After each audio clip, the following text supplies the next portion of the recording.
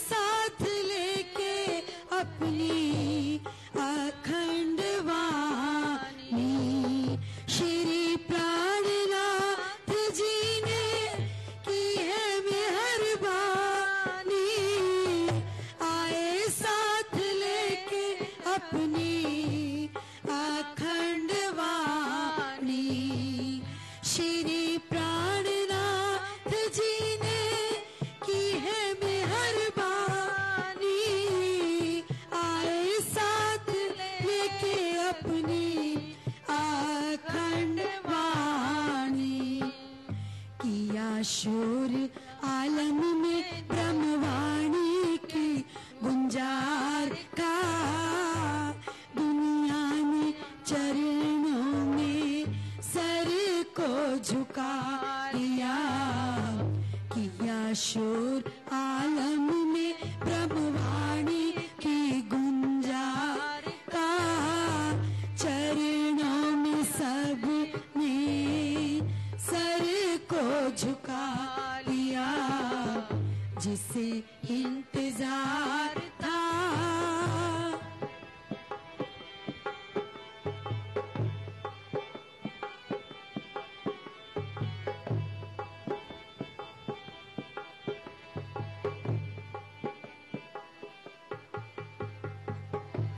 जिनको सभी कहते अगम निगम है, वही प्राणनाथ अल्लाह पूर्ण ब्रह्म है।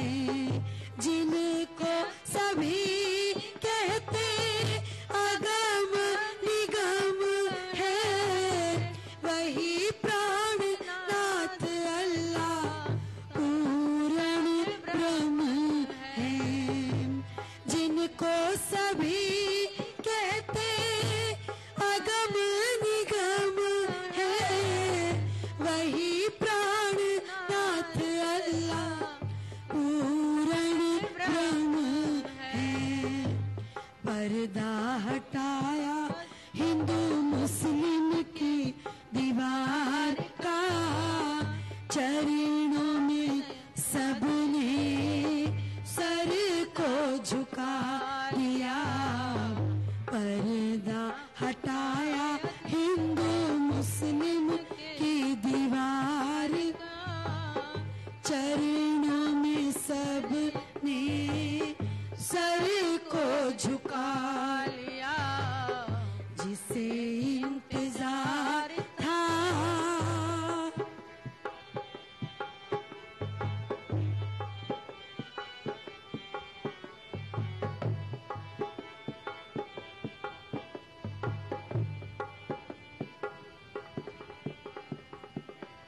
जब कायमी का दिन आएगा, सामने यही मेरे प्राणनाथ होंगे।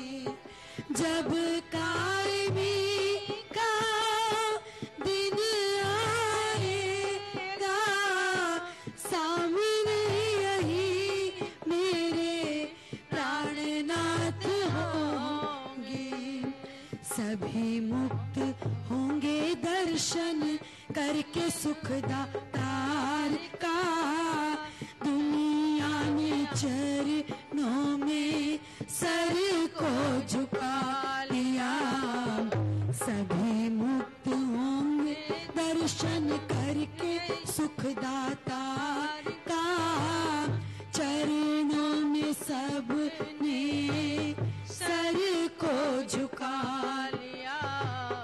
वेद पुराण जिनका करते हैं गुणगान, आके चरणों में सबने सर को झुका लिया, जिसे इंतजार था पूर्ण ब्रह्म के दीदार का। उस दुनिया ने अब दर्शन पा लिया, जिसे इंतजार था। बोलो श्री प्राणनाथ प्यारे की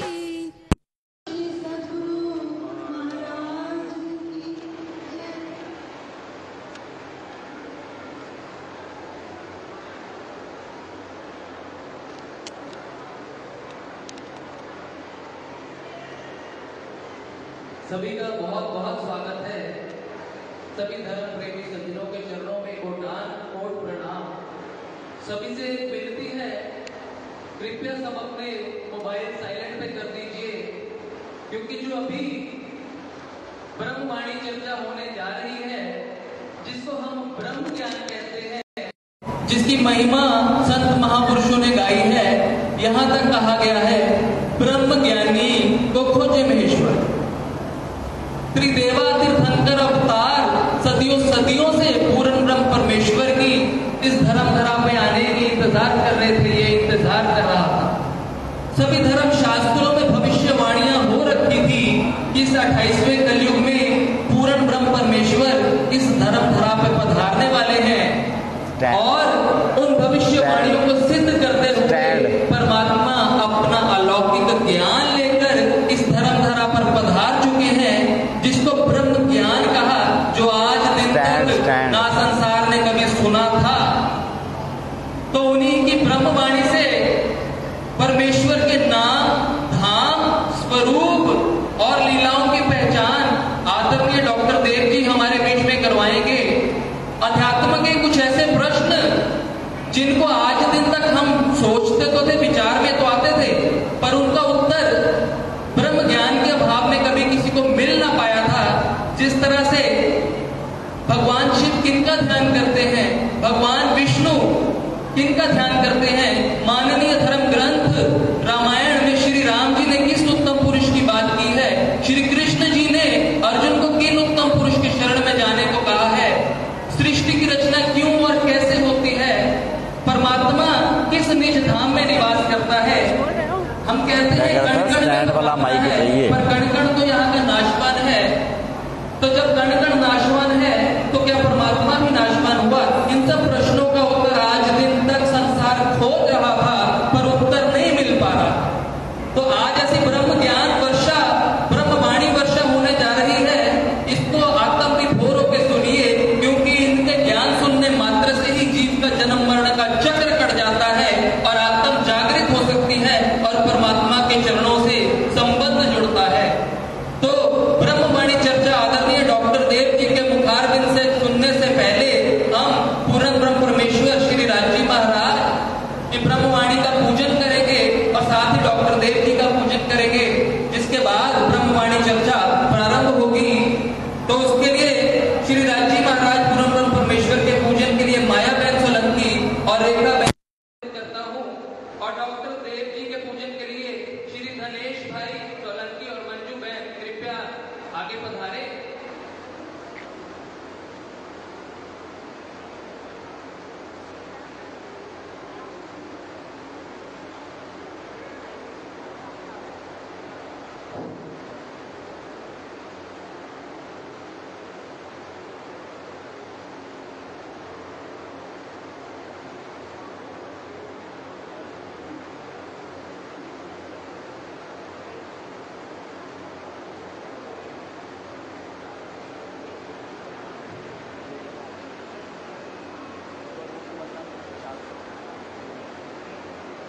श्री चंदन विश्व गोविंद राजे, सुगंध सर्वे मारा बालाजी ने साजे। श्री प्रिया जी ने पूजन इन विधि कीजिए, श्री श्यामा जी ने पूजन इन विधि कीजिए, श्री सुंदर सा जी ने पूजन इन विधि कीजिए। मेरे पैर पैर को स्वरूप चित में लीजिए, जो कोई वासना हो इन घर को स्वरूप से ना काढ़े नजर। नहीं कोई सुख इन समान, अंगना तो कोटि बेर कुर्बान, अंगना तो कोटि बेर कुर्बान।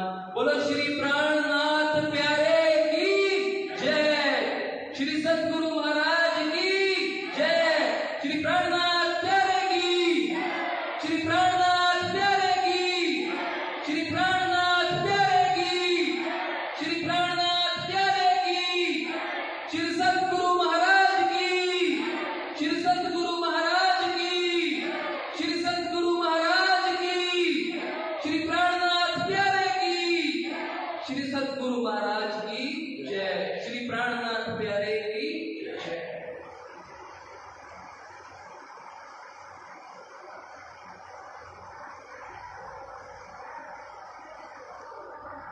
बोलो श्री प्राणनाथ प्यारे की जय।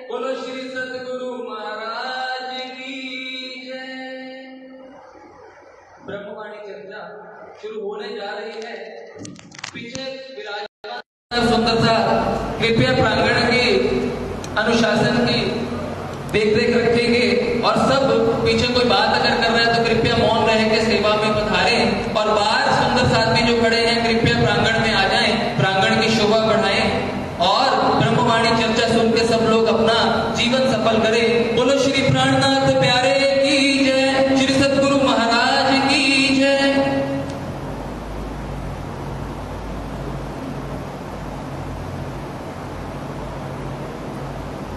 वंदो श्री सद्गुरु चरण को,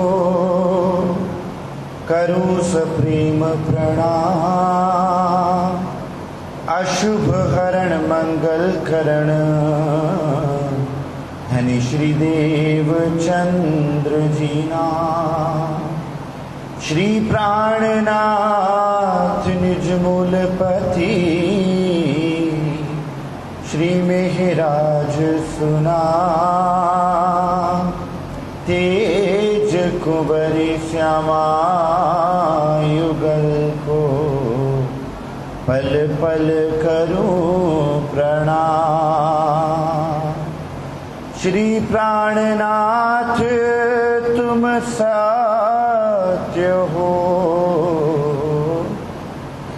तुमसे चलत जहाज, मैं अधीन करनी नहीं। बाहुग्रहे की लाज, बाहुग्रहे की लाज। बोलिए श्री प्राणनाथ प्यारे की जय, बोलिए श्री सद्गुरु महाराज की जय। निज नाम सोई जाहिर हुआ, जाकी सब दुनी राह देखत। मुक्त देसी ब्रह्मांड को, आए ब्रह्म आत्म सत। आए ब्रह्म आत्म सत। साथियों, जैसा कि आप जयकारों में भी श्री प्राणनाथ जी के नाम के जयकारे को सुन चुके हैं और ये भी सुन चुके हैं कि प्राणनाथ जी उस विभूति को कहा गया है जो सबके प्राणों के नाथ हैं, जिनके विषय में महापुरुषों ने धर्म ग्रंथों में क्या कहा, तुम हो एक अगोचर सबके प्राणपति। और वो जो सबके प्राणपति हैं वो सबके हैं, सांझे हैं, परमात्मा हैं। वो किसी एक धर्म के नहीं, एक मत के नहीं, एक पंथ के नहीं। और आपने ये भी सुना कि ये मनुष्य देह किस प्रकार 84 लाख योनियों को भुगतने के बाद एक बार ये मौका प्राप्त होता है इंसान को कि इस 84 लाख की कष्टमय योनियों को भुगत कर एक बार ये मौका मिलता है जन्म मरण के चक्र से छूटने का, जिसको महापुरुषों ने कहा 184 जोन सबाई मानस को प्रभ दई वड्याई। इस पौड़ी ते जो नर चूके सो जाए आए दुख पाइदा। अब आप कहें हमें तो याद ही नहीं कि कब हम 84 लाख योनियों में गए। तो साथियों, जिन योनियों को हम भुगत कर यहाँ आए हैं उनका दुख और दर्द हम भूल गए हैं। मैं हमेशा ये बात बोलता हूँ कि एक कुकर को देखिए, एक शूकर को देखिए कैसा जीवन व्यतीत कर रहा होता है। वो कोई बुद्धि नहीं, कोई विवेक नहीं, और वो ये नहीं जानते उनका भला किस में है, बुरा किस में है। एक कुकर को चोट लग जाती है तो कीड़े पड़ जाते हैं, वो ये नहीं जानता कि मुझे डॉक्टर के पास जाना है या मुझे इलाज करवाना है। क्यों? क्योंकि इन योनियों में ना बुद्धि है ना विवेक है। वो बुद्धि और विवेक दी नियामत इस मानक देह को, इसलिए महापुरुषों ने कहा मानक देह अखंड फल पाइए, सो क्यों पाए के वृथा गवाइए। मानस धर्म दुर्लभ है, मिलत ना बारंबार। साथियों, ये मनुष्य देह ऐसा हीरा जन्म है। एक बार की बात है, एक किसान था। अब किसान ठहरा, कोई ज्ञान नहीं नगों का, कोई ध्यान नहीं कीमती वस्तुओं का। अपने खेत में जुताई कर रहा था, तो खेत में जुताई करते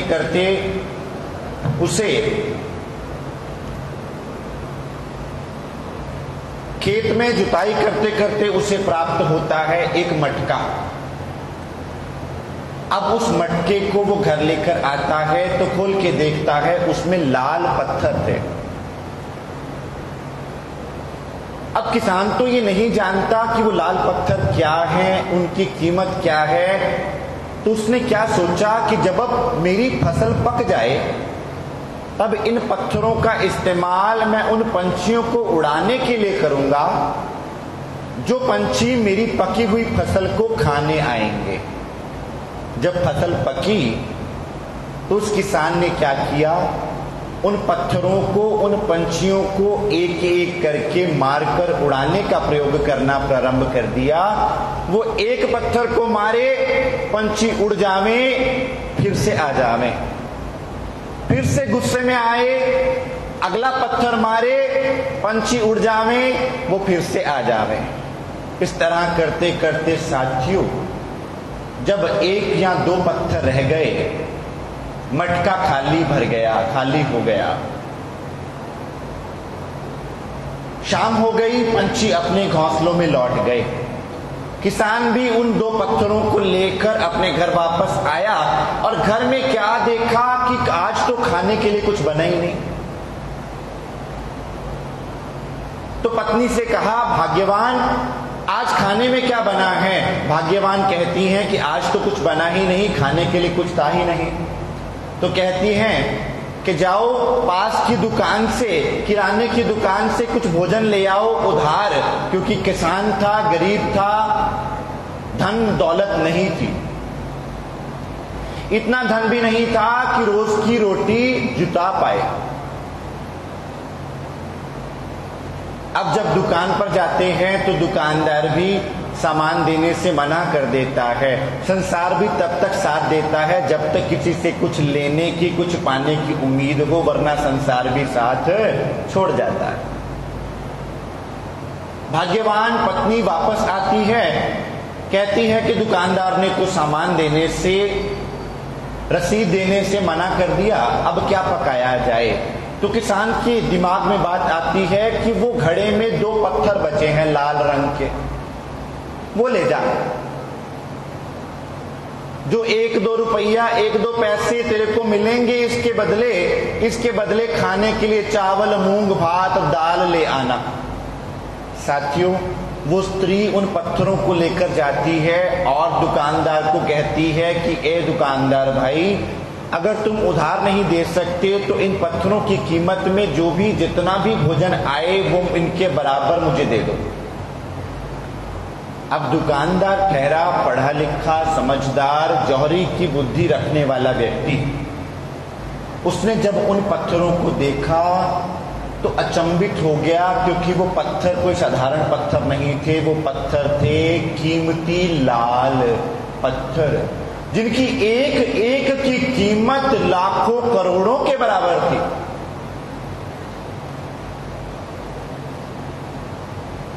तो दुकानदार ने सोचा कि इतनी गरीब स्त्री के पास, इतने गरीब घर के व्यक्ति के पास, किसान के पास इतने कीमती पत्थर क्या कर रहे हैं। तो पूछा, तुम्हें ये पत्थर कहां से मिले? तो कहते हैं कि मेरे पति को एक मटका मिला था अपने खेत में दबा हुआ, और उस मटके में ऐसे बहुत से पत्थर थे।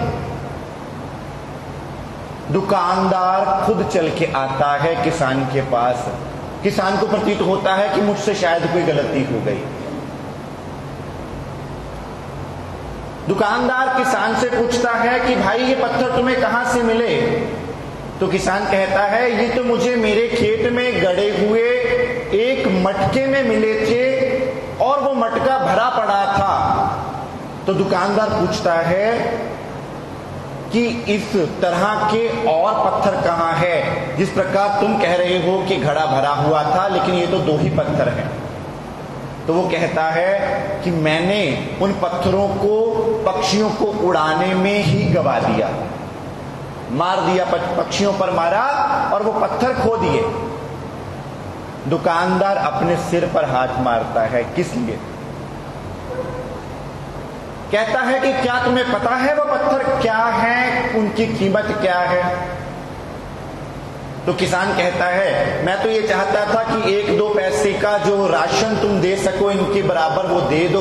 वो क्या कहता है कि एक पत्थर के बराबर मेरी पूरी दुकान बिक जाए, और तुम कहते हो कि तुम्हारे पास एक घड़ा इन पत्थरों का भरा हुआ था। ये कीमती लाल पत्थर हैं, नग कीमती हैं,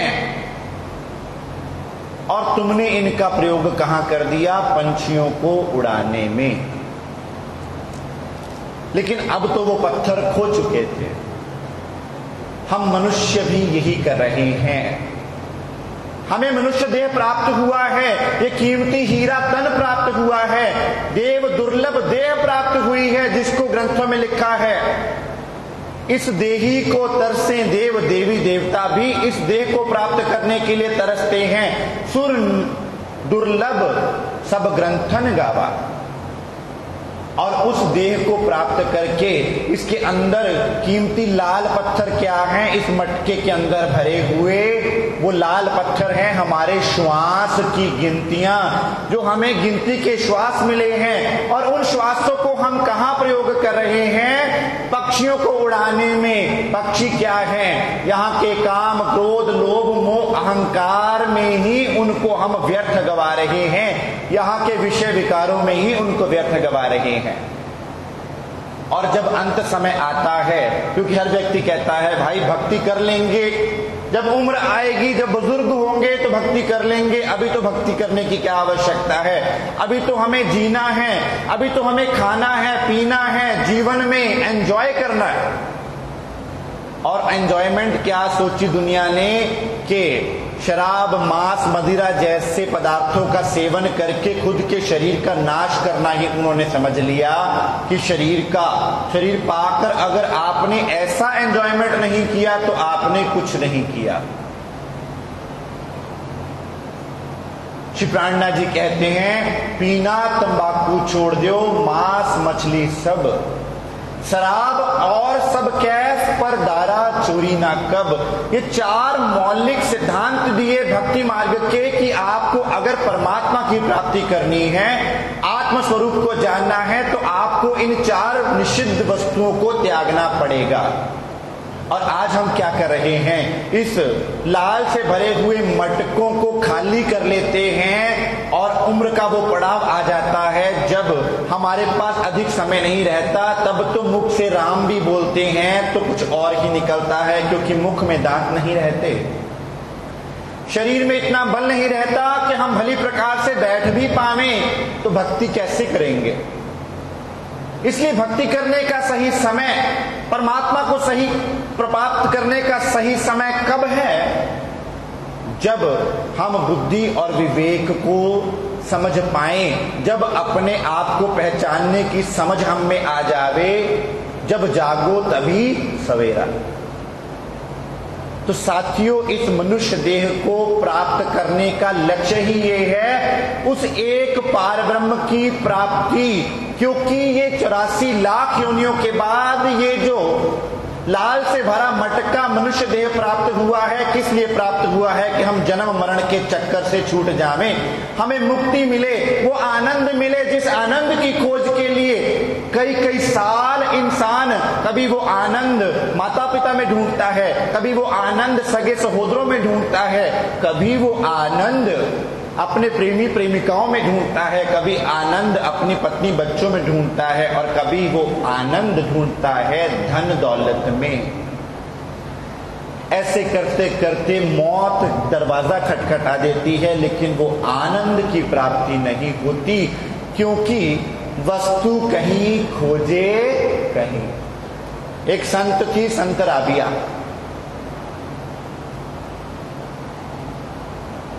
वे अपनी झोपड़ी के बाहर दोपहर को क्या कर रही थी, मिट्टी में हाथ मारकर कुछ खोज रही थी। वहां से गुजरने वाले लोगों ने कहा कि बीबी राबिया, तुम क्या खोज रही हो? तो बीबी राबिया कहती हैं, मेरी सुई खो गई है। तो लोगों ने सोचा कि ये बुजुर्ग बीबी है, बुजुर्ग भक्त है, संत है, इसकी मदद क्यों ना की जाए। तो पूछा, हम आपकी मदद कर सकते हैं? कहते हाँ, मदद कर सकते हो। सबने वहां उस सुई को खोजने के लिए भरसक प्रयास किया। शाम हो गई, सुई नहीं मिली। अंधेरा छा गया, सुई नहीं मिली। तो लोग पूछते हैं, बीबी राबिया, सुई खोई कहां थी? ये तो पता चले, तब ढूंढने में सहजता होगी, सरलता होगी। अगर पता चल जाए सुई गुमी कहां थी। तो बीबी राबिया कहती हैं, वो तो मेरी झोंपड़ी के अंदर गुमी थी। लोग सिर पर हाथ मारते हैं, बीबी तू पगला गई है। अगर सुई खोई अंदर है तो ढूंढ तो तू बाहर रही है। तो बीबी राबिया जो पहुंची हुई संत थी, कहती हैं, तुम भी तो यही कर रहे हो। तुम परमात्मा को खोजना कहीं और चाहते हो, लेकिन वो बैठा कहीं और है। तुम जिन विषय विकारों से आनंद ढूंढना चाहते हो, वहां वो मिलने का ही नहीं।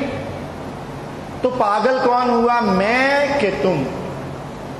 साथियों, संत सद्गुरु इस तरह उदाहरणों से समझाया करते थे मानव मात्र को हमारे कल्याण के लिए। तो आज ये मनुष्य देह प्राप्त हुआ है किस लिए? जन्म मरण के चक्कर से मुक्ति के लिए, इन दुखों के क्लेश से छूटकर परम आनंद की अवस्था को प्राप्त करने के लिए। लेकिन वो मिलेगा कैसे? जब तक पूर्ण परमात्मा के चरण कमल ना मिल जावे, जो आनंद का स्रोत है वो ना मिल जावे, वो सच्चिदानंद स्वरूप परमात्मा ना मिल जावे, तब तक आनंद कौन देवे?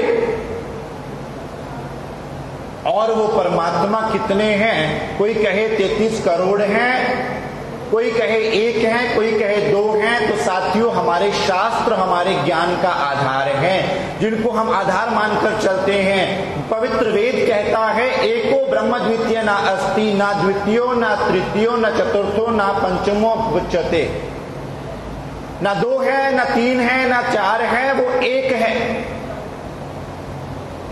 पवित्र गुरबाणी का कथन है, एको है भाई, एको है, मेरा साहिब एको है। संत कबीर जी की वाणी का प्रमाण है, एक ऊपर जिस जन की आशा, तिसकी कटिए जम की फांसा। एको साधे सब सधे, सब साधो सब जाए। उपनिषद का कथन है, वो ब्रह्म, वो एको देवः, वो एक है, वो एक परमात्मा है, जिसके चरण कमलों को प्राप्त किए बिना जन्म मरण का चक्र नहीं छूट सकता। यही बात हमारे पवित्र धर्म ग्रंथों में, शास्त्रों में, पुराणों में, बाइबल में, क्या बाइबल क्या कहती है? The supreme truth God is only one. Quran क्या कहता है? कुल्हू अल्लाह अहद, वो अल्लाह खुदा परमात्मा एक, अर्थात भाषाएं अलग अलग हैं, लेकिन सारे पवित्र ग्रंथ उस एक ही की बात कर रहे हैं कि अगर मुक्ति चाहो, अगर आनंद चाहो, तो उस एक की शरण में चले जाओ। साथियों, अब वो एक कौन? कोई कहे श्री ब्रह्मा जी, कोई कहे श्री विष्णु जी परमात्मा, कोई कहे भगवान शिव परमात्मा। अब अपने ग्रंथों से विचार करते हैं, परमात्मा है कौन? श्रीमद् भगवद गीता, भगवान श्री कृष्ण और अर्जुन का संवाद, इसकी एक आधारशिला ज्ञान का यज्ञ है, जिसमें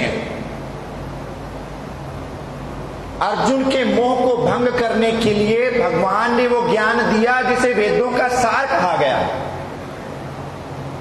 और उसके 15वें अध्याय के 16वें और 17वें श्लोक में क्या कहा?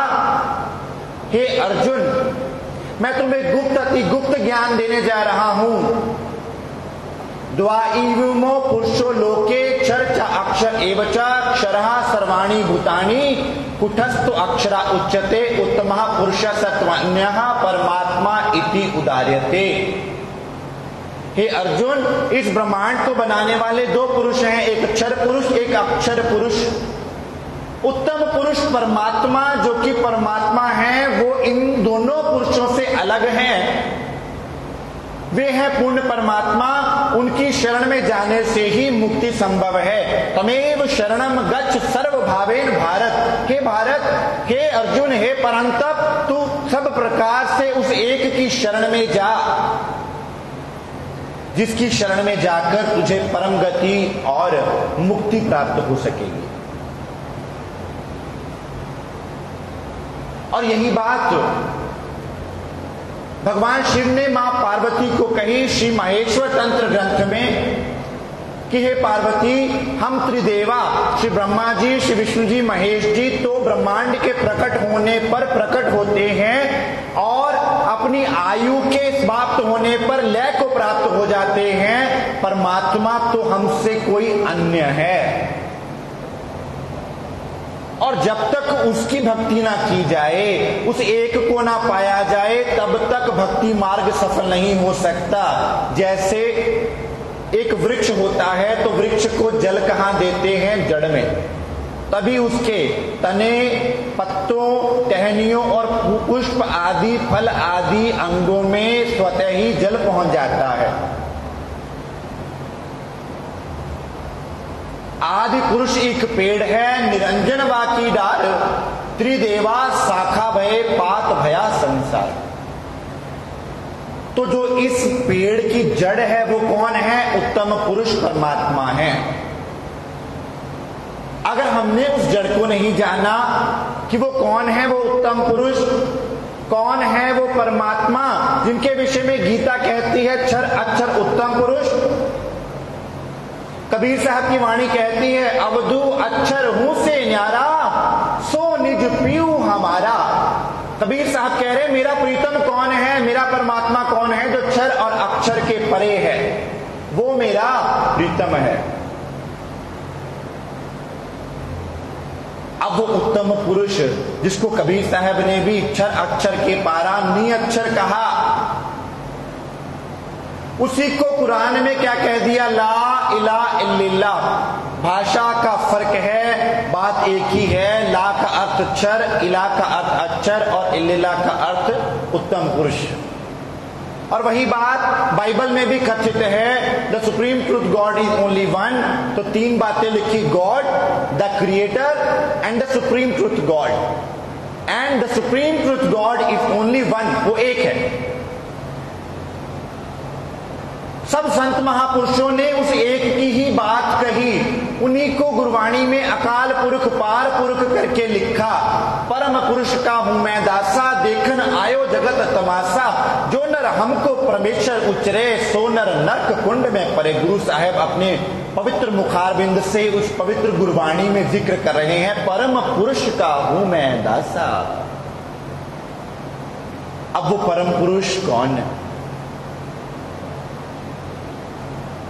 कैसे मिलेगा, क्या स्वरूप है, क्या लीला है, क्या धाम है? कल हमने इस पर विचार किया था, आज उससे आगे हम चलेंगे। हम बात कर रहे थे कि वो परमात्मा उत्तम पुरुष अक्षरातीत, अक्षर से परे होने के कारण अक्षर अतीत, अक्षरातीत कहा जाता है। लेकिन उसकी भक्ति कैसे की जाए, उसको पाया कैसे जाए, क्या वो देखा जा सकता है? क्या उसका स्वरूप है या साकार है, निराकार है, कैसे मिलेगा? तो जो साकार है, साकार क्या, जो पांच तत्व, तीन गुण, हड्डी मांस मज्जे वाली, जैसे मेरा शरीर है, आपका शरीर है, ये पांच तत्व का शरीर है। जो मिट्टी में मिट्टी मिल जाने वाला है, ये मिट जाने वाला है। जो चार प्रकार की प्रलय श्रीमद् भागवतम में वर्णित है, उसमें नित्य और नैमित्तिक और प्राकृतिक और महाप्रलय में ये शरीर और ये पिंड और ब्रह्मांड दोनों लय हो जाते हैं, मिट जाते हैं। जिसको गुरबाणी में क्या लिखा? राम गयो रावण गयो, जाको बहु परवार, नानक थिर कछु नहीं, सुपने जो संसार। ये संसार स्वप्न की भांति है जो मिट जाने वाला है। स्वप्न के पार भी तो कोई होगा, जिससे ये ब्रह्मांड उत्पन्न हुआ है, जो ब्रह्मांड का मालिक है वो भी तो कोई होगा, उसका भी तो कोई स्वरूप होगा, उनका भी तो कोई धाम होगा। कैसा है वो धाम?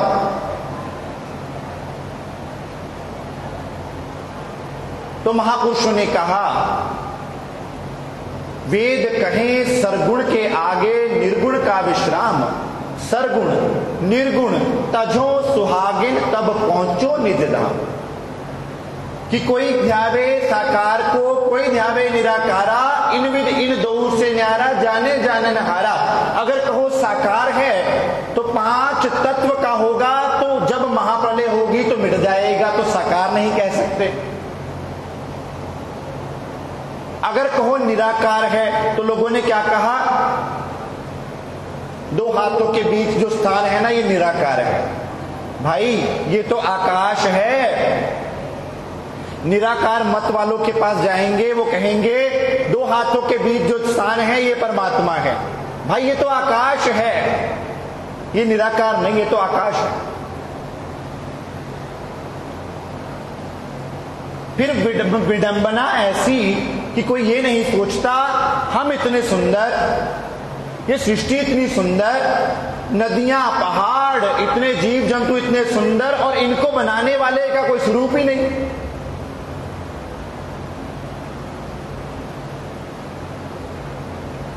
इस पर एक बच्चे ने अपने पिता से पूछा, पिताजी इस संसार को किसने बनाया? तो पिताजी ने कहा, बेटा ये संसार स्वतः ही बन गया, केमिकल रिएक्शन से, बायोलॉजिकल फिनोमिनन से बन गया। लेकिन बच्चा सूक्ष्म दृष्टि रखता था। बच्चे ने क्या किया, एक चित्र बनाया। उस चित्र को बनाकर घर की बैठक में रख दिया।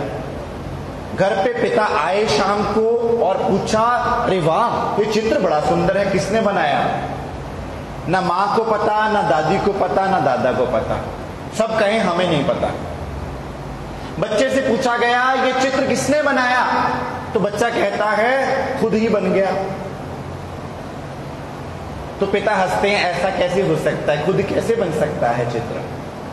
तो बच्चा जानते क्या कहता है कि अगर इतना बड़ा ब्रह्मांड खुद बन सकता है तो ये तो एक छोटा सा चित्र मात्र है। तो साथियों इसका अर्थ है कि इस ब्रह्मांड को बनाने वाली भी कोई चेतना, कोई शक्ति अवश्य होगी जो इस ब्रह्मांड की रचना कर रही है। अब महापुरुषों ने क्या कहा, किसी ने कह दिया निराकार है। तो अगर निराकार है तो कबीर साहब ने अपनी वाणी में ये वर्णन कर दिया, ढूंढत ढूंढत ढूंढिया भया सो गुनागुन, ढूंढत ढूंढत ना मिला तो हर कया बेचुन, बेचुने जग चुनिया साई नूर नीनार, आखिर केरे बखत में किसका करो दीदार। क्या दुनिया वालों, तुम कहते हो कि वो निराकार है। अगर निराकार है, उसका कोई स्वरूप नहीं है, तो तुम ये भी कहते हो कि एक दिन खुदा आएगा और उस क़यामत के वक्त पर सिंहासन पर बैठे हुए तुम खुदा को देखोगे। तो अगर निराकार है तो सिंहासन पर बैठे किसको देखोगे? स्वामी जी महाराज सारवचन में लिखते हैं, श्वेत सिंहासन छत्र विराजे। अब सिंहासन है, छत्र है, लेकिन बैठने वाला कोई भी नहीं है। इसका अर्थ है कोई स्वरूप होगा, लेकिन 5 तत्व 3 गुण जैसा नहीं है, इससे परे है। अर्थात ना वो परमात्मा साकार है यहाँ पर, यहाँ की परिधि में, ना निराकार है, इन दोनों से परे है। तो क्या कहा, नूर तत्व का उनका स्वरूप कहा, जिसको वेद में क्या लिखा, शुक्र असी, शुक्र स्वरूप है, दिव्य नूरमय स्वरूप है।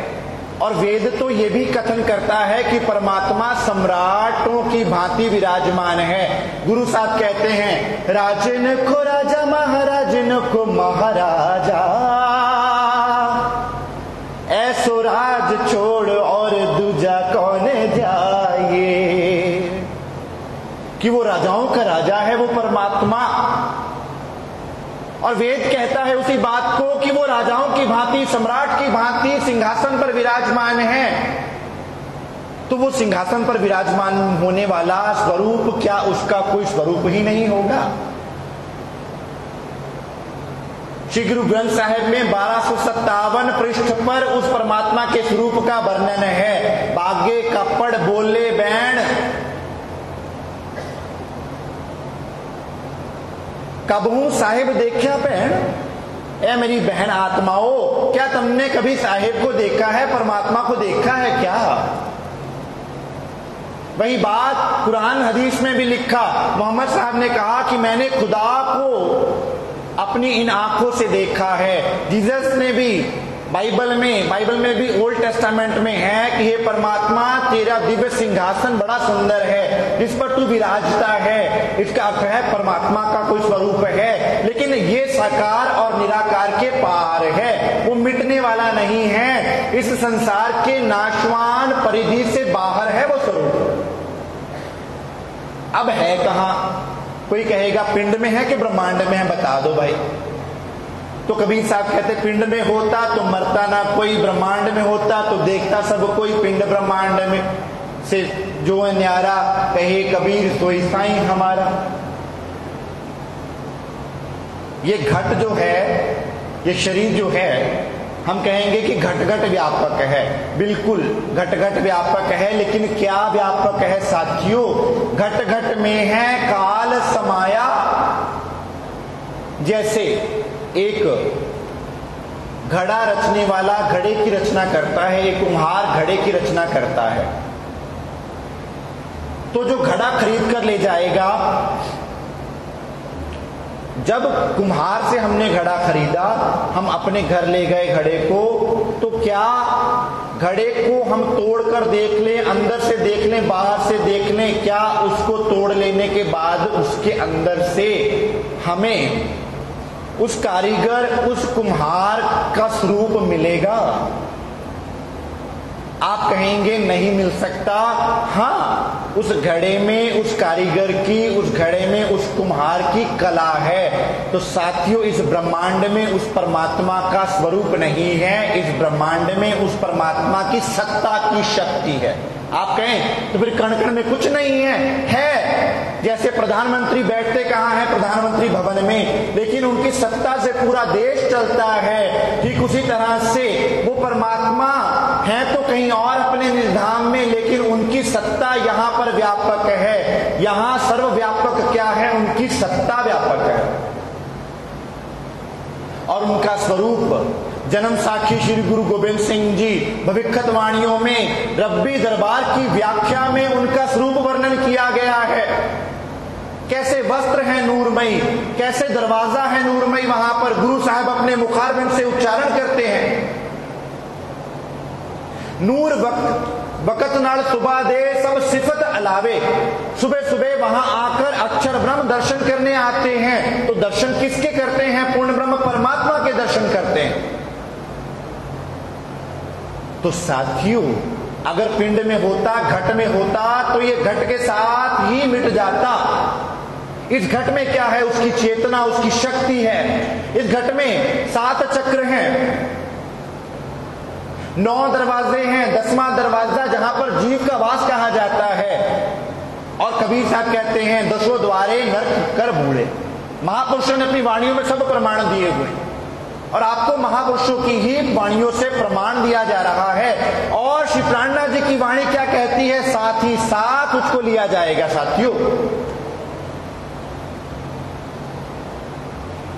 इसलिए परमात्मा को मनमोहन कहा, सुंदर कहा, सुंदर वर कहा कि वो परमात्मा अति सुंदर है। वेद में कहा युवा स्वरूप वाला है, शुक्रो असी, सम्राट की भांति अपने निज धाम में विराजमान है। और वो धाम ऐसा है जहां ना मृत्यु होती है, ना कोई बूढ़ा होता है, ना उम्र बीतती है, ना समय बीतता है। जिसको वेद ने लिखा कि वो चतुष्पाद भूतवा, चतुष्पाद विभूति के परे है परमात्मा का धाम। वो 4 धाम जिसको कोई अपनी वाणी में क्या कह देता है? सतलोक, अकहलोक, अनामी लोक आदि 4 लोक जो हैं। लेकिन परमात्मा इससे परे है। कबीर साहब क्या कहते हैं वाणी में? हद में चले सो मानवी, बेहद चले सो साध, हद बेहद दोनों तजे ताका मता अगाध। हद क्या, ये क्षर ब्रह्मांड, बेहद क्या, अक्षर का लोक, और बेहद अक्षर लोक के परे क्या, वो पूर्ण ब्रह्म परमात्मा का स्थान। कबीर साहब बताते हैं अपनी वाणी में, हद हद सब कोई गया, बेहद गया न कोई, बेहद के मैदान में रहा कबीरा सोए। कि मैं बेहद मंडल तक गया और मैंने बेहद मंडल में उस परमात्मा के दर्शन किए, लेकिन बेहद मंडल के पार वो पूर्ण परमात्मा विराजमान है। जो उस बेहद मंडल के पार का ज्ञान दे देवे वो पूर्ण पुरुष विधाता है। तो साथियों, वो परमात्मा का धाम कहां, हद और बेहद के पार वो पूर्ण ब्रह्म परमात्मा का धाम है, जहां वो परमात्मा अपनी आत्माओं के साथ निवास करते हैं। वहीं से उनका सत्ता रूप अक्षर ब्रह्म के द्वारा सृष्टि की रचना होती है। अब वो परमात्मा को पाया कैसे जाए, बात ये है जानने की। कि आप कहें कि आपने इतनी लंबी चौड़ी व्याख्या कर दी, बात है 100 हथ रस्सी सिरे ते गंड, अर्थात कितना बोलने का लाभ क्या जब तक उसको पाया ना जाए, देखा ना जाए, कैसे देखा जाएगा। तो साथियों, महापुरुषों ने क्या कहा, अब कलु आयो रे एक नाम बोहू बोहू। परमात्मा तक पहुंचने का मार्ग उनके नाम के अलावा और कोई नहीं है। तो साथियों, इस संसार में नाम की भी व्याख्या 3 तरह से महापुरुषों ने करी, नाम, सतनाम और निज नाम। नाम जैसे किसी का नाम देव, किसी का नाम सुगम, किसी का नाम देविश, कोई भी नाम हो सकता है, ये शरीरों के नाम है। आपके और मेरे नाम शरीरों के हैं। इन नामों का स्मरण करने से अधिक स्वर्ग की प्राप्ति होगी। और हमसे पूछा जाए स्वर्ग कौन जाना चाहता है, सब हाथ खड़ा करेंगे। पूछा जाए नरक जाना चाहते हो, कोई हाथ खड़ा नहीं करेगा। और हम तो कह रहे थे परमात्मा कण कण में है, तो भाई क्या नरक के कण कण में नहीं है? तो फिर नरक क्यों नहीं जाना चाहते?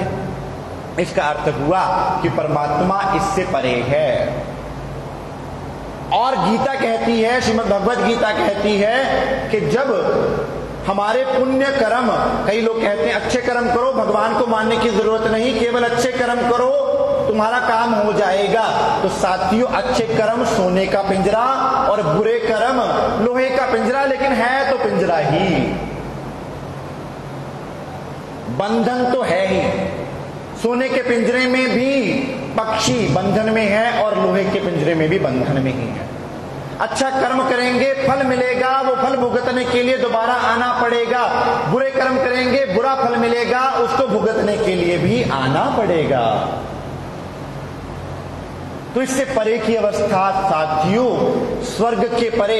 ये तो यहां तक कि श्रीमद् भगवद गीता में लिखा कि स्वर्ग से भी वापस लौट के आना पड़ता है, वैकुंठ से भी वापस लौट के आना पड़ता है। तो कौन सा ऐसा धाम जहां से वापस लौट के ना आना पड़े? और उस धाम को प्राप्त कैसे करना है, उसका तरीका संतों ने, महापुरुषों ने वेद, शास्त्र, पुराण आदि ग्रंथों में, हमारे पवित्र शास्त्रों में पहले से ही वर्णन कर दिया था।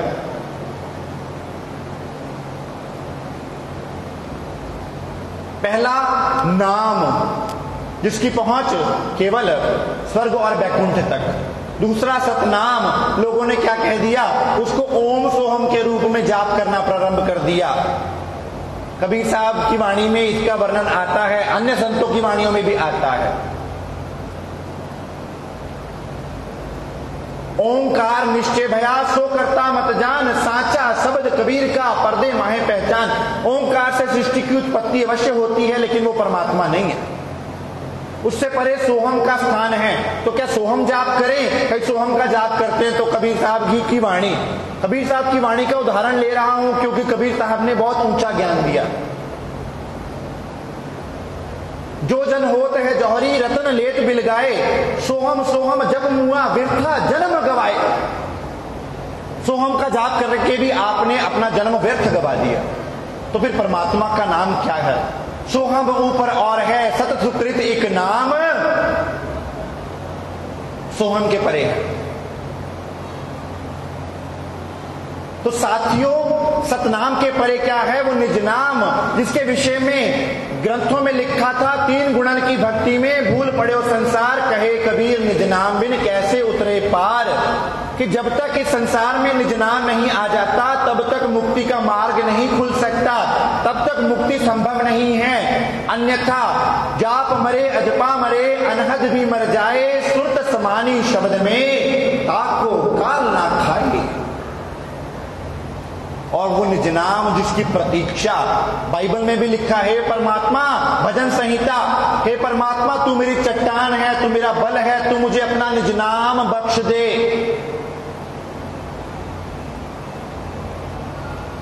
और वो निज नाम के आने की भविष्यवाणियां, परमात्मा के आने की भविष्यवाणियां साथियों इस 28वें कलयुग में हो चुकी थी। बहुत पहले से भविष्य पुराण, श्री हरिवंश पुराण में इसका वर्णन है। अभाविनो भविष्यन्ति मुन्यो ब्रह्म रूपिणा, उत्पन्ना ते कृतयुगे प्रधान पुरुषा आश्रया। कि कलयुग में एक अनहोनी घटना होगी कि वे पूर्ण ब्रह्म परमात्मा इस धरा पर प्रकट होंगे, अपना ज्ञान लेकर आएंगे, अपनी आत्माओं को जगाने के लिए 28वें कलयुग में पधारेंगे। श्री माहेश्वर तंत्र में भगवान शिव ने मां पार्वती को यही ज्ञान दिया कि हे पार्वती, वो ज्ञान जो उत्तम पुरुष का है, वो उत्तम पुरुष स्वयं इस धरा पर प्रकट होंगे और यहाँ आकर अपना मुक्ति धाम बनाएंगे। पद्मावती केन शर्दी विंध्य पृष्ठ विराजते, इंद्रावती नाम सा देवी भविष्यति कलो युगे। और एक संत हुए हैं राजस्थान के बाबा रामदेव पीर, पीछे उनका स्टॉल पे ग्रंथ लगा हुआ है। वो क्या कहते हैं कि नदी किलकिला तीर पर आएगा परमात्मा। पद्मावती, हमारे पुराणों में क्या लिखा कि देवी लक्ष्मी जी पद्मा नदी के रूप में प्रकट होंगी और उनको मुक्ति देने के लिए 5000 साल कलयुग के बीतने पर पूर्ण ब्रह्म परमात्मा आएंगे। यही बात कबीर साहब ने भी लिखी, यही बात ब्रह्मवत पुराण में भी लिखी, यही बात भविष्योत्तर पुराण में भी लिखी कि संवत 1735 का समय होगा, तब वो पार ब्रह्म आएंगे और 2 तनों में लीला करेंगे। श्री कल्कि पुराण में भी ये वर्णन किया गया कि देवापी और मरु नामक चंद्रवंशी और सूर्यवंशी 2 राजा हैं जो युगों युगों से तप कर रहे हैं, सतयुग से तप कर रहे हैं। जब परमात्मा आएंगे, बुद्ध निष्कलंक स्वरूप में आएंगे, तब वो उन 2 राजाओं के द्वारा यहां पर धर्म की स्थापना करेंगे। अब हमने अपने ग्रंथों को खोजना ही बंद कर दिया साथियों, कभी देखा ही नहीं खोल के हमारे पवित्र ग्रंथ क्या कह रहे हैं। यही बात जन्म साखी श्री गुरु गोविंद सिंह जी ने भी लिखी। ने कलंक कोई उतरसी, महाबली अवतार, संत रक्षा जुज्जू करसी, दुष्टा करसी ख्वार, नवा धर्म चलासी, जग में होवनहार, नानक कलयुग तारसी, कीर्तन नाम आधार। कि वो जब हे भाई अजीत्या, भाई रंधावा, गुरु साहब अपने मुख से कह रहे हैं, जब गुरु इस धरती से आलोक होवेंगे तब एक भक्त पैदा होगा जो शब्द वाणियां अपने मुख से उच्चारण करेगा। और वो भक्त कौन होगा? जब गुरसिखों ने पूछा तो गुरु साहब ने कहा ने कलंक कोई उतरसी, वो परमात्मा निष्कलंक स्वरूप होगा जिसमें कोई कमी नहीं, कोई कलंक नहीं, जिसका ज्ञान पूर्ण होगा, जो स्वयं पूर्ण ब्रह्म होगा। वो संतों की रक्षा करने अर्थात अपनी आत्माओं को जगाने के लिए आएगा और हमारे अंदर की दुष्टता का नाश करने के लिए आएगा। क्या लेकर आएगा? नया ज्ञान लेकर आएगा, अपने साथ वो दिव्य ज्ञान पंचम वेद लेकर आएगा, जिसे सूक्ष्म वेद, स्वसम वेद कहा, निज नाम कहा, वो लेकर आएंगे।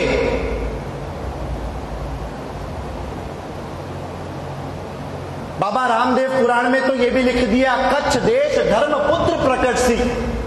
कच्छ देश में आएंगे, पश्चिम से आवेगा दीवाना, दिल्ली मंडल आए सी, पश्चिम से आएंगे। अब पश्चिम में क्या है, ये विचार करने की बात है। दिवापी और मरु 2 राजाओं की बात कल की पुराण में भी वर्णित है, श्रीमद् भागवतम में भी वर्णित है। साथियों, जन्म साखी श्री गुरु गोविंद सिंह जी पवित्र जन्म साखी में भी वर्णित है कि उन्हीं 2 राजाओं को अपने धर्म की स्थापना के लिए चुनेंगे। प्रमाण देखना चाहे, स्टॉल पर प्रमाण लगे हुए हैं। तो वो समय आ गया, संवत 1735 का समय आ चुका। परमात्मा अपना ज्ञान लेकर यहां आ गए और पहले तन देवापी के द्वारा उन्होंने धनुश्री देवचंद्र जी के तन में यहां पर हमें जगाने के लिए आत्माओं को उतारा और हमें जगाने के लिए ये दिव्य निज नाम प्रदान किया। और दूसरा तन निष्कलंक स्वरूप, कल्कि और निष्कलंक स्वरूप में, निष्कलंक अर्थात इसमें कोई कमी ना हो, पारब्रह्म स्वयं आ गए, आ गए, आ गए। और क्या लेकर आए? निज नाम लेकर आए। निज नाम सोई जाहिर हुआ जाकी सब दुनी राह देखत मूत देसी ब्रह्मांड को, मुक्त देसी ब्रह्मांड को आए ब्रह्म आत्म सत। अपने साथ वो निज नाम लेकर आए। अब जाहिर कर दिया कि जो उस निज नाम को पाएगा वो उस निज धाम को प्राप्त करेगा, वो दिव्य ब्रह्मपुर धाम को प्राप्त करेगा, जिसको वेद कहता है कि परमात्मा दिव्य ब्रह्मपुर धाम में विराजमान है।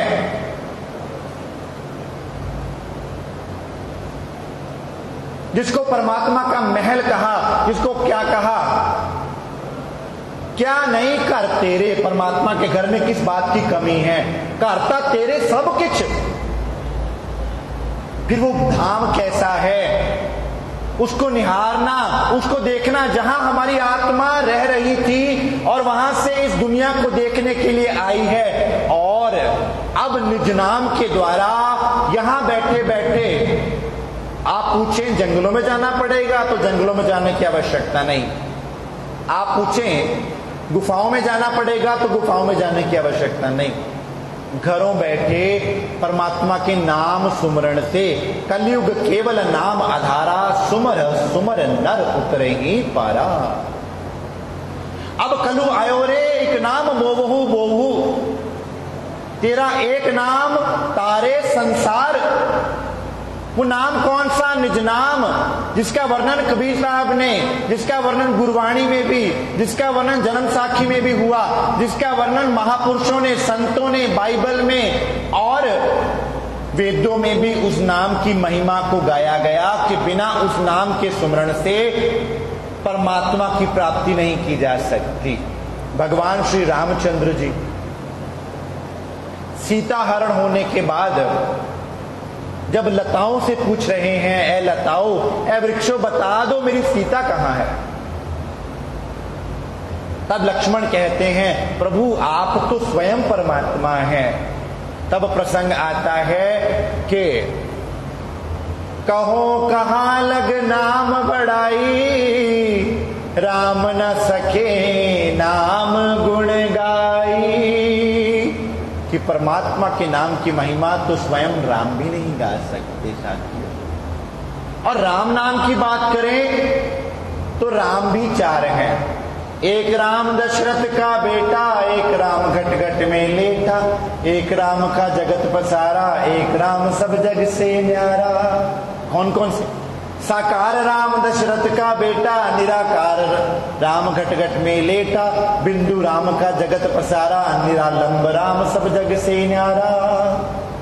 अब 3 रामों को तो सब जानते हैं, 3 राम को, चौथे राम का मरम ना पावे, चौथे राम को कोई नहीं जानता। अब कबीर क्या कहते हैं? 3 राम को सब कोई ध्यावे, चौथे का कोई मरम ना पावे। चौथा छाड़ पंचम को ध्यावे, कहे कबीर सो हमरे आवे। अब संत इससे ज्यादा क्या कहें साथियों, कितना खोल खोल कर बताने। पहले राम कौन? जो दशरथ पुत्र श्री रामचंद्र जी, जो मर्यादा पुरुषोत्तम कहलाए, श्री विष्णु भगवान जी के अवतार, जो दशरथ जी के पुत्र हैं, वे राम। दूसरे राम कौन? आदि नारायण, जिनकी चेतना सबके अंदर जीव रूप में वास करती है, वे राम। और तीसरे राम कौन? बिंदु राम, जिनकी साधना ब्रह्म कुमारी मत में की जाती है। वो कहते हैं परमात्मा बिंदु स्वरूप है। और ये भी कह देते हैं the God made man in his own image, परमात्मा ने हमें अपने जैसा बनाया, तो अगर वो बिंदु है तो हम भी बिंदु क्यों नहीं? ये भी कहते हैं the God made man in his own image, परमात्मा ने हमें अपने स्वरूप पर बनाया, तो फिर हम बिंदु क्यों नहीं? बिंदु राम का जगत पसारा, एक अंड ओंकार से सब जग बया पसार, कहे कबीर सब नार राम की अविचल पुरुष भरतार। वो एक राम है जो अविचल है, जो मिटने वाला नहीं, जो अखंड है, जो अविनाशी है, जो पार ब्रह्म है, जो पुरुषोत्तम है, जो उत्तम पुरुष है। और चौथा राम कौन सा? निरालंब राम, जो इस ब्रह्मांड के परे है। अब चौथा कौन? अक्षर ब्रह्म, क्षर, अक्षर और उत्तम पुरुष। पांचवा कौन साथियों? अक्षर के भी परे, राजाओं का राजा, जिसको ग्रंथों में राजाओं का राजा कहा, प्रभुओं का प्रभु कहा, उत्तम पुरुष, अक्षरातीत, पूर्ण ब्रह्म परमात्मा, पार पुरुष कहा, परम पुरुष कहा। परम पुरुष का हूं मैं दासा, देखन आयो जगत तमाशा। साथियों, उस परमात्मा के आने की भविष्यवाणियां कलयुग में हो चुकी थी।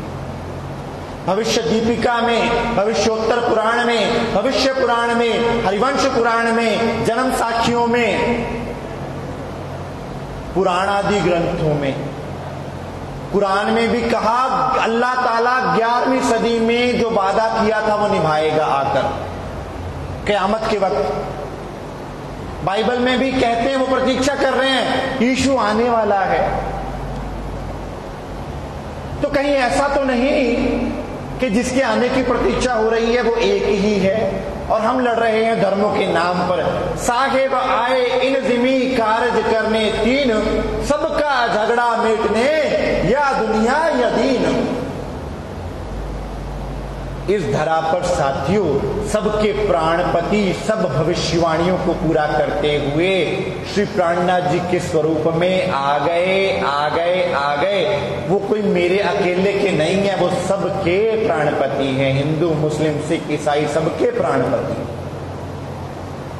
और Prannath is not a name of a body, किसी शरीर का नाम नहीं है, हमारे किसी गुरु पीर का नाम नहीं है, हमारे किसी महापुरुष का नाम नहीं है। प्राणनाथ कौन? पूर्ण ब्रह्म परमात्मा, जो सबका प्राणों का नाथ, वो है प्राणनाथ। और वो लेके क्या आए? दुनिया के लिए उपहार लेकर आए। वो दुनिया वालों, तुम जन्म मरण के चक्र में फंसे पड़े थे, अब मैं तुम्हारे लिए वो निज नाम लेकर आया हूं। निज नाम सोई जाहिर हुआ, जाकि सब दुनी राह देखत, मुक्त देसी ब्रह्मांड को आए ब्रह्म आत्म सत। वो आए अपनी आत्माओं को जगाने के लिए, लेकिन जागे कैसे? जब तक निज नाम ना लेवें, निज नाम ना जाना बहु पछताना। क्यों इस काल की त्रास सही? फिर काल से मुक्ति दिलाने वाला कौन? जिसको कहा काल अकाल सब तेरी माया, काल भी अकाल भी तेरी माया, सब काल अकाल सब तेरा किया। तो साथियों, ये है वो समय 28वां कलयुग। ये है वो समय जब पारब्रह्म ने आना था। ये है वो 5000 कलयुग के बीतने का वो समय जब परमात्मा के ज्ञान का प्रचार प्रसार होना प्रारंभ होना था। तो साथियों, आज से 400 साल पहले परमात्मा इन भविष्यवाणियों को सत्य सिद्ध करते हुए आ गए और विंध्याचल पर्वत पर उन्होंने भविष्यवाणियों को सिद्ध करते हुए पद्मावतीपुरी धाम श्री पन्ना जी में अपना मुक्ति पीठ स्थापित किया और अपने साथ वो दिव्य नूरमयी ज्ञान लेकर आए, जिस ज्ञान में पार ब्रह्म के सुंदर स्वरूप का वर्णन, उनकी लीला का वर्णन, उनके धाम का वर्णन है साथियों। और उस लीला को जानने से, उस नाम के सुमरण करने से जन्म मरण के चक्कर से मुक्ति सहज ही मिल जाती है। दादू सहजे पाइए। लेकिन हमने क्या किया? हमने कब्रों को तो पूजना मान लिया। दादू कहते हैं, दादू दुनिया बावरी मुर्दे पूजे ऊत, जिनको कीड़े खा गए उनसे मांगे पूत। हम जाते हैं कब्रिस्तानों पर, कब्रों की पूजाएं करते हैं साथियों, लेकिन महापुरुषों ने क्या कहा, विचार तो करें कि जिनको कीड़ों ने खा लिया उनकी पूजा करने से क्या परमात्मा मिल जाएगा, क्या मुक्ति मिल जाएगी। साथियों ये समय है, धन धन है ये कलयुग, जिसमें पारब्रह्म स्वयं आए हैं। ऐसा कभी नहीं हुआ, अपनी आत्माओं के लिए आए हैं। और क्या कहते हैं, सुख शीतल करूं संसार, मैं संसार के झगड़ों को मिटाकर सबको सुख शीतल करूंगा और सबका हूं। और अपने साथ ये वाणी, आप कहेंगे ग्रंथ क्या है, ये उन्हीं पूर्ण ब्रह्म परमात्मा की वाणी है, जिसमें उनके स्वरूप की पहचान, उनके धाम की पहचान, उनकी लीला की पहचान, वो कैसे हैं, क्या उनका स्वरूप है, क्या उनकी लीला है, क्या उनका नाम है, कैसे उनका ध्यान करना है, यहां बैठे बैठे कैसे उनके दर्शन किए जा सकते हैं बड़ी सहजता के साथ। और प्राणनाथ जी ने अपनी वाणी में कह दिया कि वो निज नाम आ गया। अब हमें विचार करना है कि इस मनुष्य देह को पाकर हम उनकी ओर बढ़े, या इस मनुष्य कीमती मनुष्य देह में इन श्वासों को गवाकर। महापुरुषों ने तो क्या कहा, श्वास श्वास निज नाम जपो, वृथा श्वास मत खोए, ना जानो इन श्वास को आवन होए ना हो। क्या पता ये श्वास दोबारा मिले ना मिले, अगला श्वास आवे ना आवे। अब तो साथियों वो मौका है, उसको जाना जा सकता है, उसको पहचाना जा सकता है, उसको पाया जा सकता है। समझ बूझ गुरु कीजे रे साधो, समझ बूझ गुरु कीजे, ये तो सौदा परम अमोलक निरख परख के लीजे। समझ बूझ के गुरु करना, सब्जी खरीदने भी जाते हैं तो चुन चुन के फलियां और पत्ते खरीदते हैं हम शाक खरीदने में, और गुरु कहाँ, गुरु कीजे जान के पानी पीजे छान, बिना विचारे गुरु करे परे चढ़ाती खान। पहले विचार तो करें, गुरु हमें ज्ञान कहाँ का दे रहा है, क्या वो सतगुरु भी है। महापुरुषों ने 7 तरह के गुरु बताए। माता पिता भी गुरु हैं, डॉक्टर भी गुरु हैं, टीचर भी गुरु हैं, लेकिन सतगुरु कौन, जो हमें जहां से हम आए हैं वहां पहुंचा देवे, वे सतगुरु है। कान फूका गुरु हद का, बेहद का गुरु और, बेहद का गुरु जब मिले तब पहुंचावे ठौर। जो कान में फूंकता है ना नाम, बताना नहीं किसी को, छुपा के रखना, भाई ऐसी की बात, ऐसी क्या बात है जो चुप बताना नहीं। परमात्मा का नाम तो परम कल्याणकारी है, जिसको भी बताओगे उसका कल्याण ही होगा, तो छुपाना क्यों है। तो साथियों वो निज नाम आ गया, जो निर्भय करने वाला है, जो मुक्ति देने वाला है, जो आनंद देने वाला है। और उसी परमात्मा की कृपा से, उन्हीं सदगुरु महाराज जी की कृपा से आज आपके चरणों में भाटापारा की इस धर्मधरा पर उन्हीं श्री प्राणनाथ जी की वाणी से समस्त ग्रंथों के महापुरुषों के प्रमाण देकर, कबीर साहब की वाणी का प्रमाण देकर, नानक साहब जी की वाणी का प्रमाण देकर, दादू साहब जी की वाणी का प्रमाण देकर, वेद शास्त्र आदि ग्रंथों के प्रमाण देकर उस एक पार ब्रह्म की पहचान देने के लिए हम सब आत्माओं को उस परमात्मा के आने की खुशखबरी देने के लिए एक सत्संग रखा गया, जिसमें आपको प्रेम पूर्वक आदर पूर्वक आमंत्रित किया गया। तो साथियों आइए उन परमात्मा की कृपा को प्राप्त करें, और आज अगर आए हैं तो उस परमात्मा को पहचाने जो सबका है, हमारा तुम्हारा नहीं, जो सबका एक है। इन्हीं शब्दों के साथ अपने वक्तव्य को मैं विराम देना चाहूंगा। इस पवित्र चौपाई को हम दोहराएंगे जो परमात्मा के ही, उनके ही स्वरूप इस वाणी का पवित्र वचन है। निज नाम सोई जाहिर हुआ, जाकी सब दुनी राह देखत, मुक्त देसी ब्रह्मांड को आए ब्रह्म आत्म सत। आए ब्रह्म आत्म सत्य। बोलिए श्री प्राणनाथ प्यारे की जय। बोलिए श्री सद्गुरु महाराज की जय। सुंदर साथ और धर्मप्रेमी सज्जनों, अगर किसी को प्रश्न हो, जिज्ञासा हो, तो वो जिज्ञासाएं, वो प्रश्न आप रख सकते हैं।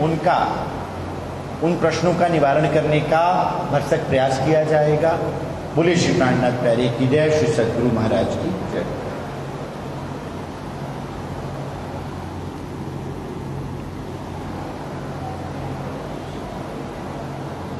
हाँ?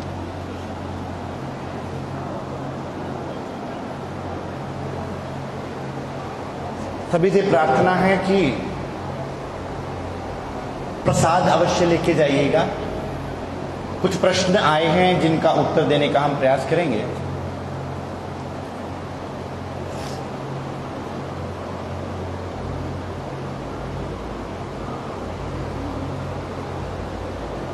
प्रश्न है, वेदों के जो 4 महावाक्य है, अहम ब्रह्मास्मि, सर्वम खलिद्वम ब्रह्म, ये एक्चुअली में ये 4 महावाक्य उपनिषदों में है, वर्णित हैं। अहम ब्रह्मास्मि, तत्त्वमसि, सर्वम खलिद्वम ब्रह्म, प्रज्ञानम ब्रह्म। 12 महावाक्य हैं जिनमें से 4 मुख्य हैं। ये कहाँ है? उपनिषदों में वर्णित हैं। उपनिषद जो हैं हमारे 11 उपनिषद मुख्य हैं। कई लोग तो 108 बोलते हैं।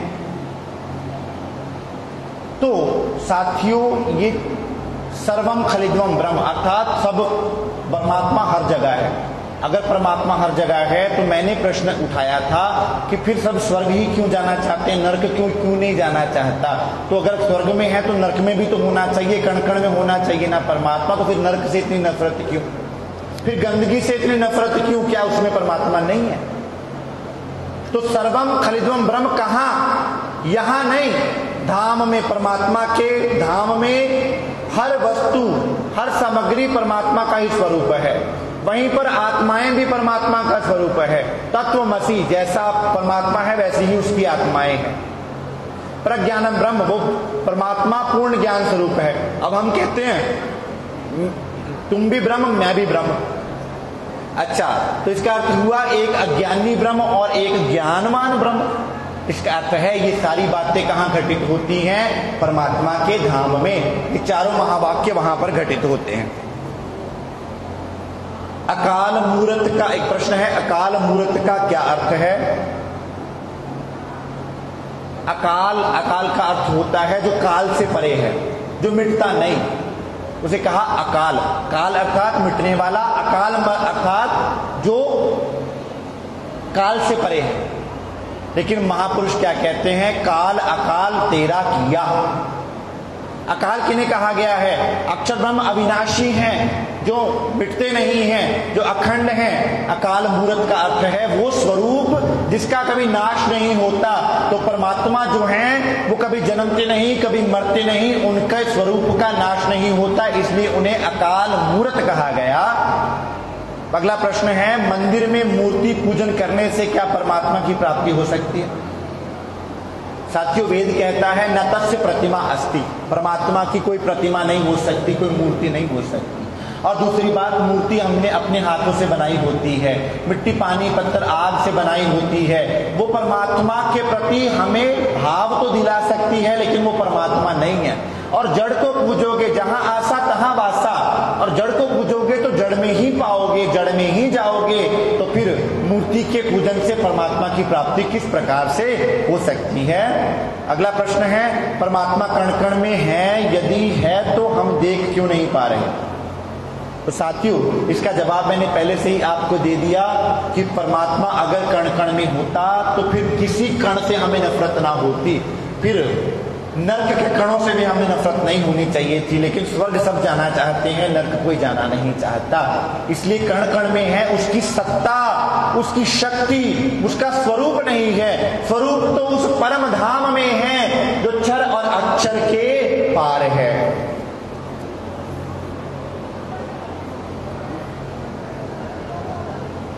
अगला प्रश्न है, देहधारी, क्या देहधारी सतगुरु जरूरी है? यदि हाँ तो वह कौन है?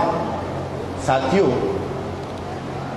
महापुरुष कहते हैं बिन सतगुर किने ना पाई परम गत, बिना सतगुरु के परम गति प्राप्त नहीं हो सकती। और फिर आप अगर इस देह में हैं तो आपको समझाने के लिए सतगुरु को भी तो अपने वचनों द्वारा ही समझाना पड़ेगा ना। लेकिन वो सतगुरु आपको अपनी देह से नहीं जोड़ेगा। सतगुरु वो नहीं जो आपको अपने शरीर से उलझा ले।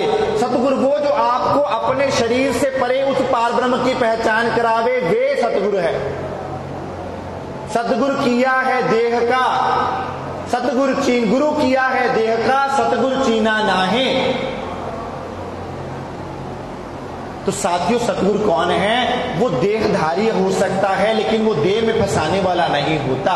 वो अपनी देह में नहीं फंसाता आपको, वो आपको पूर्ण ब्रह्म परमात्मा की पहचान करवाते हैं। वो ये नहीं कहते कि मेरी पूजा करो, वो कहते हैं पूजा तो एकमात्र पार ब्रह्म की ही करनी है, लेकिन मैंने तुम्हें उनका मार्ग बताया है। जैसे गुरु कंचन गुरु पारस गुरु चंदन परमान, तुम सतगुरु दीपक भय कियो जो आप समान। गुरु कंचन, ऐसे गुरु जो सोना आप धारण कर लें तो आपको सजा तो देगा सोना, लेकिन आपको सोना नहीं बनाएगा।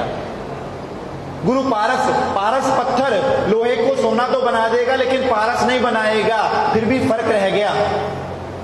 गुरु चंदन प्रमाण, चंदन के वृक्ष के पास बबूल का वृक्ष लगा दो, उसमें से खुशबू तो आएगी लेकिन वो बबूल का वृक्ष बबूल का ही रहेगा, चंदन नहीं बनेगा। और सतगुरु कौन होते हैं? दीपक सुरसमान होते हैं। वो क्या करते हैं? जैसी ज्योति इस दीपक की वैसे ही सब दीपकों की ज्योति, तुम सतगुरु दीपक भय कियो जो आप समान। सतगुरु अपने समान बना लेते हैं। तो वे सतगुरु कौन है?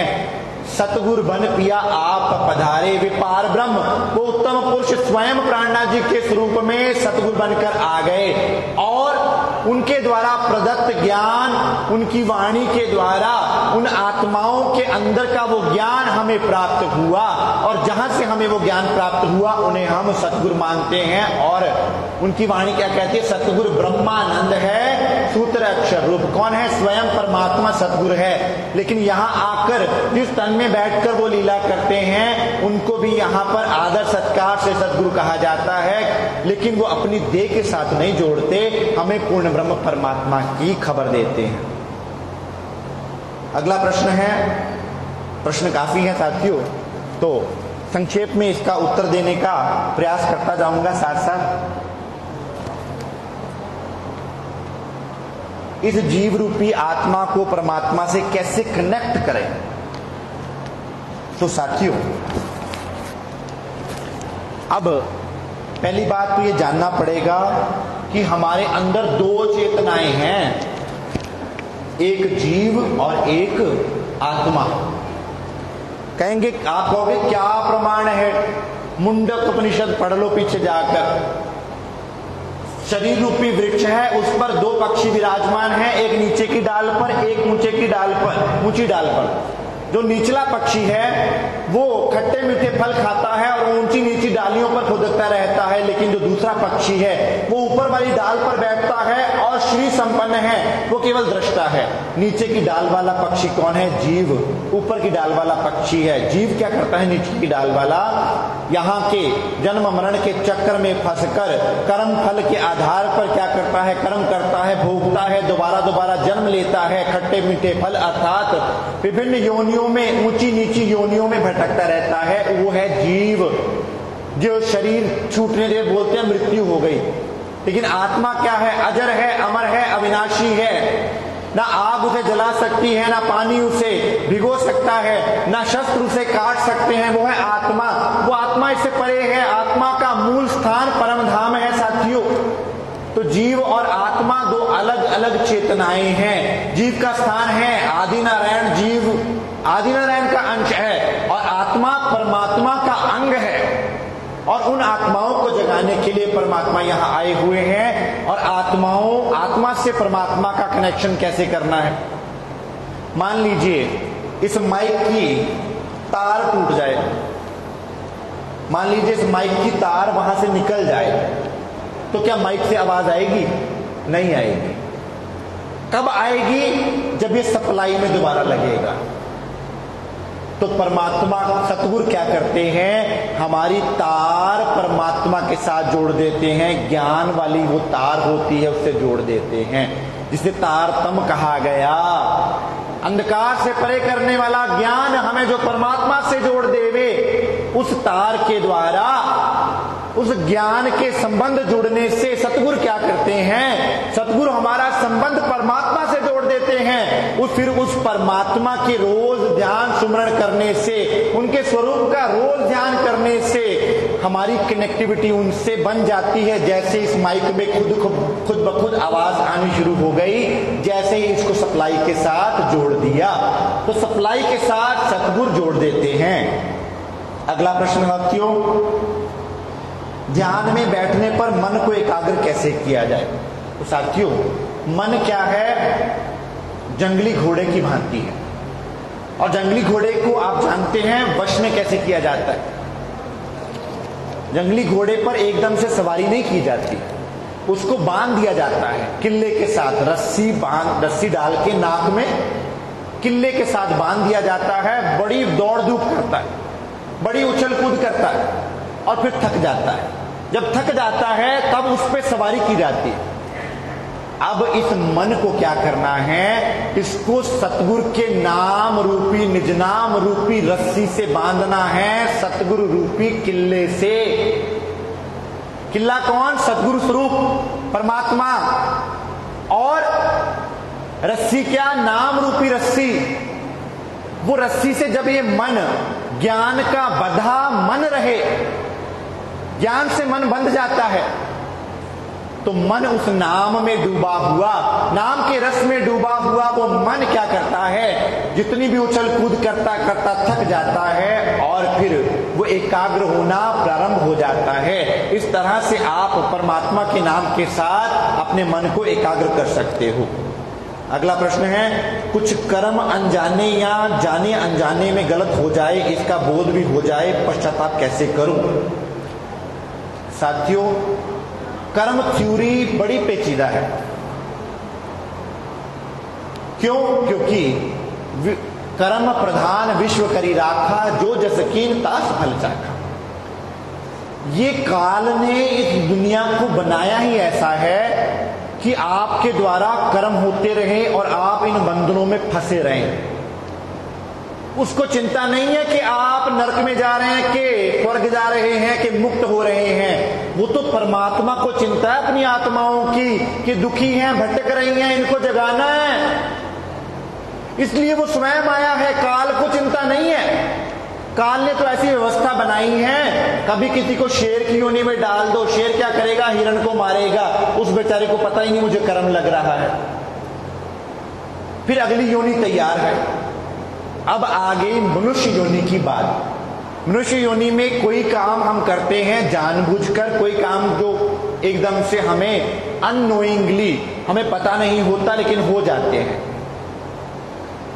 जो जानबूझकर किया गया गलत कार्य है उसका पाप कर्म लगेगा, और जो कार्य गलती से हो गया हमें पता नहीं, जैसे मैं श्वास लेता हूं तो मेरे अंदर बहुत से जीव प्राणी जा रहे हैं श्वास में, तो मैंने इसका अर्थ उन प्राणियों को मार दिया, मुझे पता ही नहीं, मुझे खबर ही नहीं।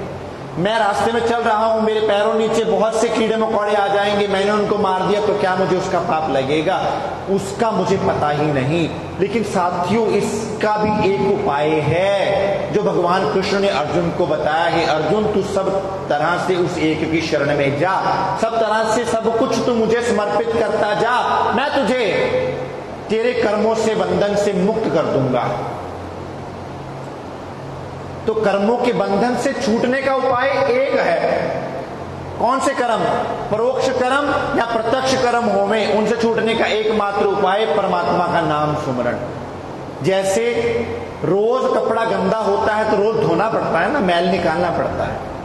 कर्म हो रहे हैं, आप रोज सुमरण करते जाएंगे, रोज आपके अंदर परमात्मा का नाम चलेगा तो आपकी सफाई रोज होती रहेगी, फिर आपके ऊपर कर्मों का भार नहीं डलेगा। अगला प्रश्न, कोई मंत्र या शब्द जिसे हम पूरे समय जपे ताकि हमें यह एहसास हो कि हमारे जीवन का उद्देश्य क्या है या अच्छा महसूस करें। साथियों, मंत्र वही जो मन को तारे।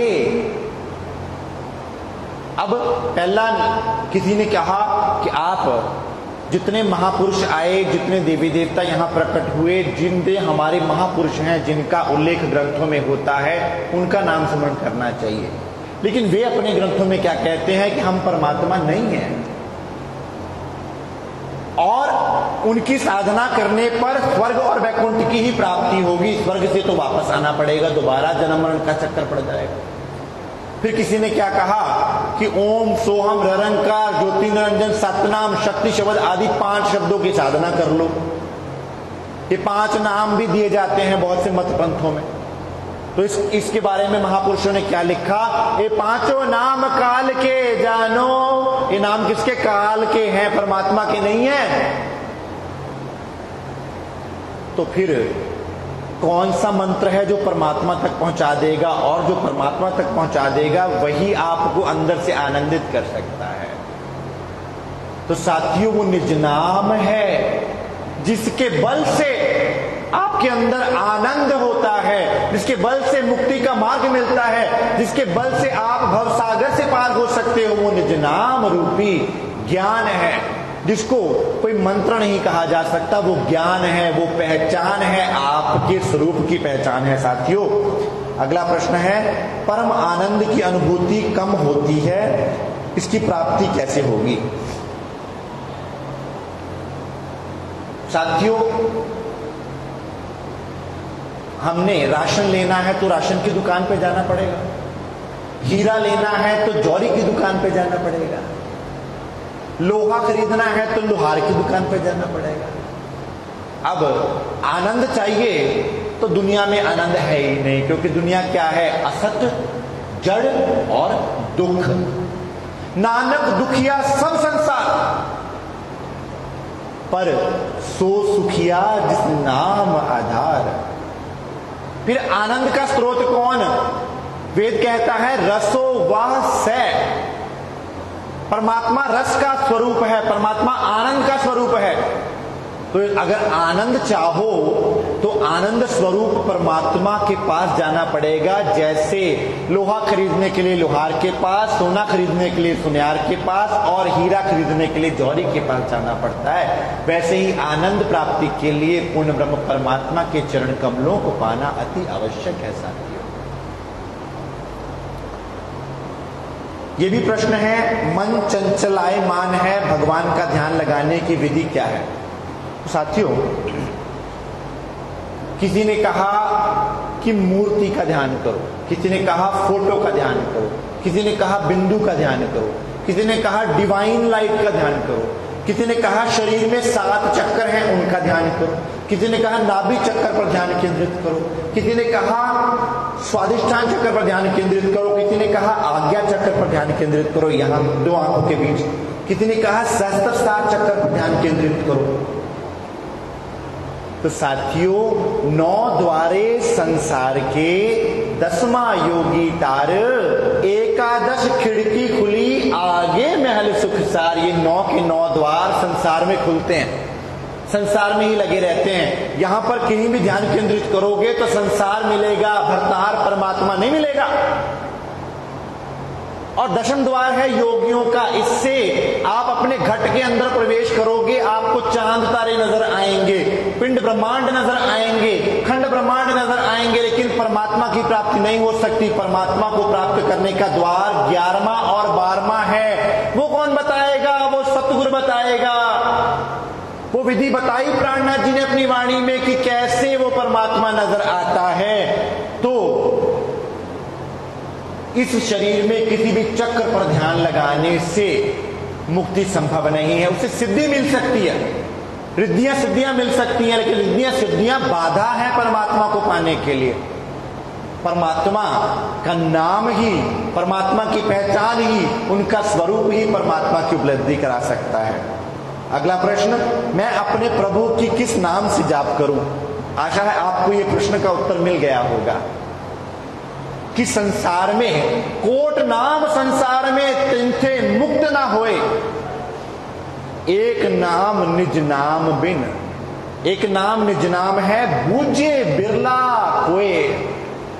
संसार में करोड़ों नाम है, लेकिन उससे मुक्ति संभव नहीं है। केवल निज नाम से मुक्ति संभव है, क्योंकि परम आनंद चाहिए हमें, तो निज नाम से ही परम आनंद की प्राप्ति होती है। साथियों, प्रश्न है साकार या निराकार, ये कौन पूजने योग्य है? मानव का सर्वोपरि धर्म क्या है? पहला प्रश्न, साकार या निराकार कौन पूजने योग्य है?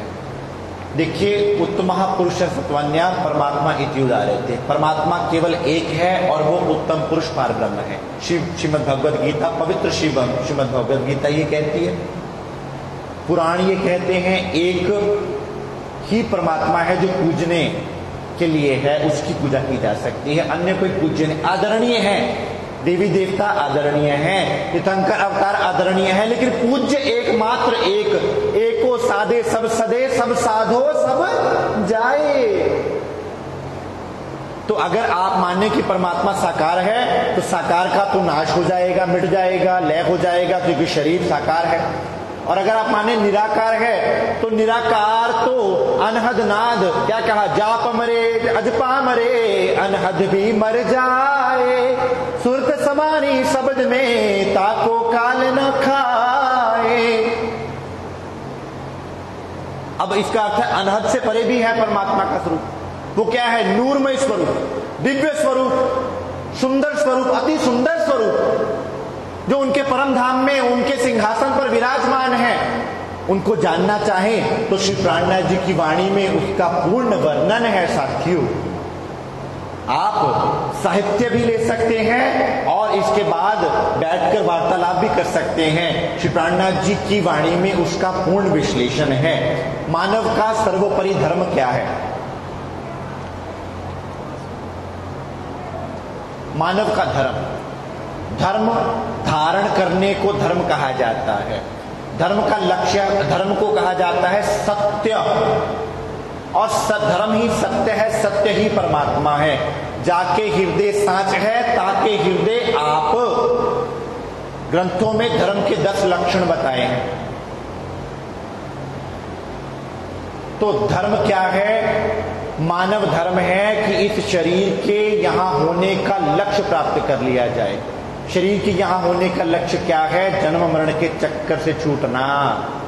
और अगर हमने धन कमा लिया, कोठियां बना ली, कारें खरीद ली, सब कुछ पा लिया, लेकिन जन्म मरण के चक्कर से मुक्ति नहीं मिली, तो हमने अपने धर्म को नहीं निभाया। तो साथियों, शरीर के लिए धर्म है, सर्वप्रथम धर्म है सत्य मार्ग का आचरण करते हुए, धर्म के 10 लक्षणों को अपने अंदर धारण करते हुए परमात्मा की तरफ बढ़ना, परमात्मा को पाना।